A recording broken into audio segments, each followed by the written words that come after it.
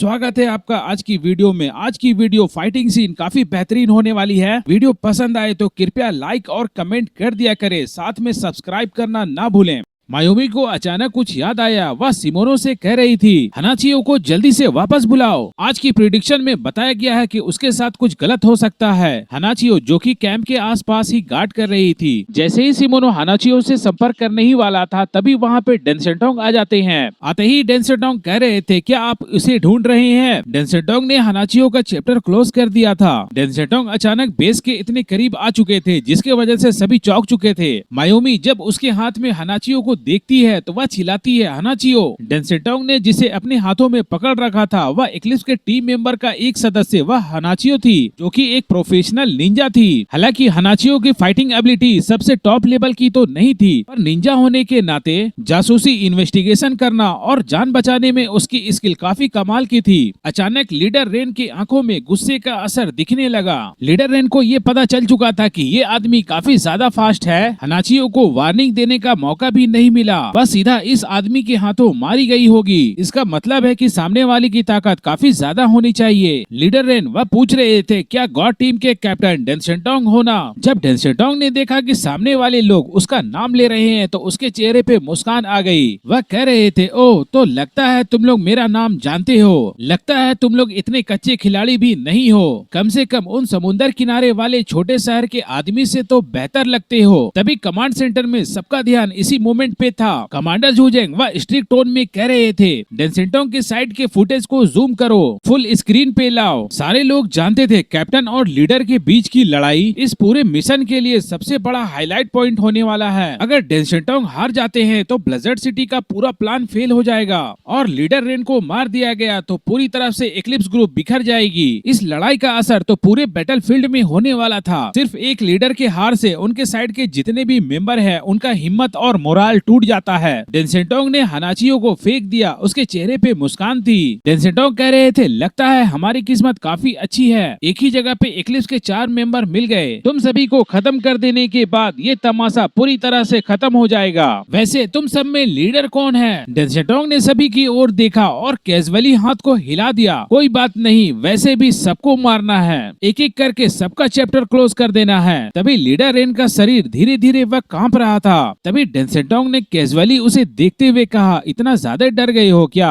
Leader rain का कांपना और भी ज्यादा तेज हो गया। तभी उसने अपना सर उठाया और जोर से हंस पड़ा। उसकी आंखों में पागलपन से भरी हुई एक्साइटमेंट थी। गॉड टीम का कैप्टन डेंसेटोंग, जियांगनांग क्षेत्र का स्ट्रॉन्गेस्ट फोर्स डेंसेटोंग है ना तू? अगर मैंने तुम्हें मार दिया तो जियांगनांग क्षेत्र के वह बेवकूफ दोबारा मुझे परेशान नहीं करेंगे। लीडर रेन के आंखों में गुस्सा साफ दिख रहा था। आज तुम यहीं मरोगे, तुम्हें कोई नहीं बचा सकता। सिमोनो वह भी समझ चुका था कि यहाँ पे बहुत बड़े लेवल पे फाइट होने वाली है। उसने अपनी इंटेलिजेंट घोस्ट जिसे कम्युनिकेट करता था वह एबिलिटी को बंद किया और सबसे पहले मायोमी को उठाने के लिए गया। वे दोनों तो कॉम्बैट टाइप वॉरियर नहीं थे। कैप्टन और लीडर के लेवल की फाइट में उनका टिक पाना तो कोई चांस नहीं बनता। इतने हाई लेवल की फाइट में सिर्फ हल्की सी वेब भी उन्हें टकरा जाए तो वे लोग मारे जा सकते हैं। दोनों जनरल सेनापतियों के बीच फाइट स्टार्ट होने वाली है और सिमोनो ने भी अपने सारे फाइटर्स को सूचित कर दिया था। ये खबर कमांड सेंटर ने भी सारे लोगों को बता दिया। खबर सुनने के बाद जोंग फिलहाल मदद नहीं कर पाए, लेकिन जब उन्होंने जियांगनिंग स्क्वायर के केंद्र की ओर देखा, उन्हें ऐसा लगा कि दो पावरफुल फोर्स आपस में भिड़ने वाली हैं। वास्तव में देखा जाए तो उन दोनों की पावर मेरे लेवल की हो सकती है, मुझसे कम नहीं होगी। क्या मुझे इस सिचुएशन का फायदा उठाना चाहिए और डेंसेटोंग का समर्थन करने के लिए जाना चाहिए? लेकिन नहीं, मुझे ऐसा नहीं करना चाहिए, क्योंकि मैंने तो अभी तक डेंसेटोंग की एबिलिटी और उनके पावर्स के बारे में भी नहीं जाना है और एक्लिप्स के टीम मेंबर्स का मेन तुरु का एक का क्या है वह भी तो मैं नहीं जानता। वैसे भी दो लोग अगर फाइट में उतरते हैं, दोनों की एबिलिटीज अलग अलग होती हैं। अगर वे लोग आपस में तालमेल नहीं बिठा पाते हैं तो 1+1 2 होता है, लेकिन वह कम भी हो सकता है। हमारी पावर्स प्लस होने के बजाय माइनस भी हो सकती है। उसके अलावा ये भी कंफर्म नहीं है कि एक्लिप्स के टीम मेंबर्स के पास कोई दूसरा बैकअप ना हो। वैसे भी आउटर सिटी के सारे म्यूटेंट्स का इस्तेमाल किया गया है ताकि गॉड टीम के लिए लिए एक अच्छा अपॉर्चुनिटी बनाकर दिया जा सके। वैसे भी मेरा मानना है कि डेंसोटोंग वहाँ की पूरी स्थिति को संभाल सकते हैं। वैसे भी यहाँ पे अगर बुरी से बुरी स्थिति भी होती है तो मेरे लिए कोई मसला नहीं होने वाला है। और देखा जाए तो वे लोग भी हम लोगों को चारे की तौर पे इस्तेमाल किए थे इक्लिप्स के टीम मेंबर्स की पावर को जानने के लिए। तो इस बार मैं भी गॉड टीम के जरिए ये जान सकता हूँ इक्लिप्स के टीम मेंबर का मेन तुरु का इक्का कौन है। फिलहाल मुझे जैंगनिंग स्क्वायर के दो लीडर्स के बीच लड़ाई होने से ज्यादा परेशानी नहीं है, लेकिन कमांड सेंटर के ऑर्डर के हिसाब से मुझे नॉर्थन बैटलफील्ड की ओर तेजी से जाना होगा। गॉड टीम के आ जाने के बाद दोनों लोकेशन पे फाइट काफी तेजी के साथ हो रही थी। फाइट अब काफी तेजी के साथ भयंकर रूप ले चुकी थी। वेस्टर्न बैटलफील्ड में गॉड टीम के मेंबर बाइचुनियो और ली ताइचांग थे, साथ में लुओ तियान जियांग भी थे और इक्लिप्स के टीम मेंबर का गोंगयांजिन, साथ में अकीरा और सकूरा थे। सकूरा और अकीरा वे लोग भी फाइट में शामिल हो चुके थे। 3 वर्सेस 3 की फाइट हो रही थी। वे सभी गोंगयांजिन को सपोर्ट करने के लिए ठीक उसके पीछे चले गए और वे लोग गोंगयांजिन से थोड़ी डिस्टेंस बना के रखे थे। ऐसा लगता है कि उनके टीम के लोग भी गोंगयांजिन के करीब नहीं रहना चाहते, क्योंकि जब गोंगयांजिन फाइट करते हैं तो वह दोस्त और दुश्मन के बीच अंतर नहीं रख पाते हैं। उनकी पावर काफी ज्यादा थी, वह कंट्रोल और नियंत्रण नहीं रख पाते हैं। अब बाइचुनियो वह काफी सीरियस फेस के साथ कह रहे थे, तो चलिए फाइट स्टार्ट करते हैं, हमारे पास बर्बाद करने के लिए वक्त नहीं है। जैसे ही बाइचुनियो ने बोलना समाप्त किया वह अनगिनत बर्फ के टुकड़ों में कन्वर्ट हो गया। तभी वह फिर से कहते हैं, पृथ्वी में बर्फ गिर रही है। जैसे ही बाइचुनियो वह आइस में कन्वर्ट हो गए, हवा में जो भी गर्मी थी जो कि बमबारी की वजह से हुई थी वह पूरा ठंडा हो गया। पूरा एरिया ठंडा हो चुका था।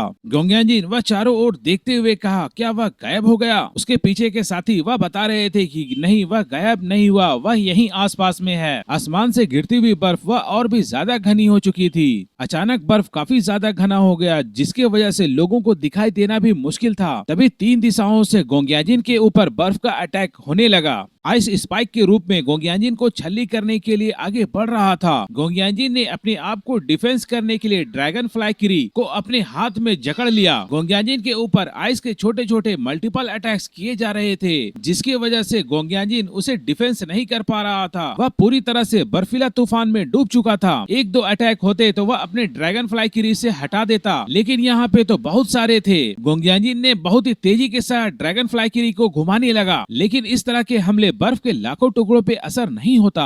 हजारों बर्फ के टुकड़े उड़ रहे थे, लेकिन उसकी आवाज किसी चाकू से काटने की तरह थी, जो कि हवा में काफी तेजी के साथ उड़ रही हो। बाइचुनियो ने देखा कि गोंगयांजिन के शरीर के ऊपर बहुत सारे कट के निशान बनने लगे हैं। वह कह रहे थे, चाहे आप कितने भी शक्तिशाली क्यों ना हो, आप हजारों बर्फ के टुकड़े नहीं तोड़ सकते हैं। यह अटैक काफी ज्यादा कारगर हो रही थी। गोंगयांजिन की हालत खराब हो रही थी, उसके बॉडी में बहुत सारे कट्स लगने लगे। गोंगयांजिन के चेहरे पे दर्द की झलक दिख रही थी, हजारों चाकू से काटे जाने का दर्द। दूर हो जाओ, वह जोर से दहाड़ पड़ा। वह इस वक्त पूरी तरह से आइस के अंदर डूब चुका था। तभी अचानक आइस को तोड़ते हुए, बर्फ को तोड़ते हुए एक अटैक उसकी तरफ आने लगा। भारी कवच पहने हुए, एक विशाल एंकर लिए हुए, वह एंकर का अटैक सीधा उसके सर को टारगेट कर रहा था। गोंगयांजिन को भी उस अटैक का एहसास हो गया। वह तुरंत अपने वेपन से एक हाथ से ड्रैगन फ्लाई किरी से उसके एंकर को रोक लेता है। तो वेपन के टकराने की वजह से वहाँ पे काफी जबरदस्त तेज साउंड निकलती है। तो पावरफुल म्यूटेंट्स के टकराव की वजह से उसके पैरों के नीचे के बर्फीला जमीन वह पूरी तरह से बिखर चुका था। ली ताइचांग के सरप्राइज अटैक को गोंगयांजिन ने रोक लिया। गोंगयांजिन का एक साथी सकूरा वह भी पीछे नहीं रहता है, उसने भी अपनी पावर्स को एक्टिवेट किया। अपने दोनों हाथों के 5 उंगलियों को खोल दिया। एक अदृश्य वेब की लहर तुरंत जारी हुई। बाइचुनियो जो कि अपना अटैक को जारी रखने वाले थे, लेकिन उसने महसूस किया कि उसके साथ कुछ गलत हो रहा है। उसे काफी ज्यादा ग्रेविटी फील हुई। उसका पूरा शरीर अचानक झुक गया। उसकी एक्टिविटी, उसकी हरकतें पूरी तरह से सुस्त हो गई हैं। वह अब मूवमेंट भी नहीं कर पा रहा था। तभी ली ताइचांग को भी ये महसूस हुआ कि उसके हाथ और पैर भारी हो रहे हैं। वह काफी गुस्से के साथ कह रहा था, ये तो ग्रेविटी है, यानी एक्लिप्स का ये टीम मेंबर, इसके पास ग्रेविटी की पावर है। सकूरा जिसकी ability code name gravity field है,